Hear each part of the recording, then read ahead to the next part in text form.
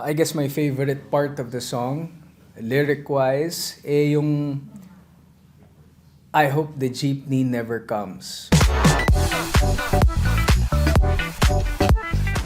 It was written in a coffee shop.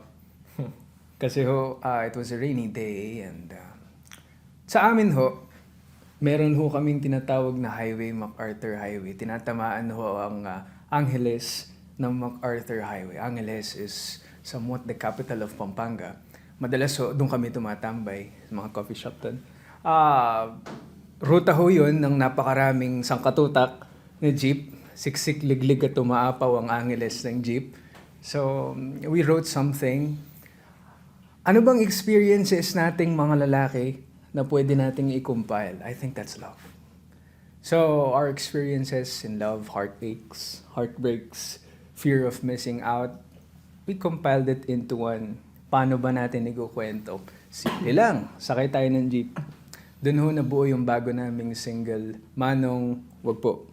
Ako po sa akin ang gagaling yung lyrics mostly dahil ako yung lyricist ng banda.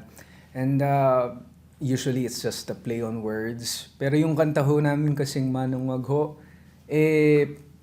medyo straight from the heart Hindi na masyadong pinag-isipan kung ano lumabas sa bibig, yun ang isusulat ng kamay. I guess my favorite part of the song, lyric-wise, yung I hope the jeepney never comes. Kasi it's a simple phrase, pero if you take it face value, parang ang bigat Poetic license mo kasi yun kapag nagsusulat ka ng lyrics, pwede mo siyang laruin. Siguro regarding the chords po, hindi kami talaga nahirapan since when we were making it, nung binabasa namin yung lyrics niya, parang may nag-click lang talaga na ang gusto namin may sense of urgency but at the same time, parang at the end of each chord progression, mafe-feel ng listener that at home pa rin siya. Parang it's a safe space for that person to just feel kung anong gusto niya ma-feel.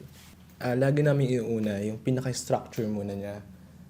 Kung ano bang vibe yung gusto namin iparamdam sa makakarinig sa kanya. Especially, sinasabi nila na parang Manila sounds, yung kinukuha namin na tunog.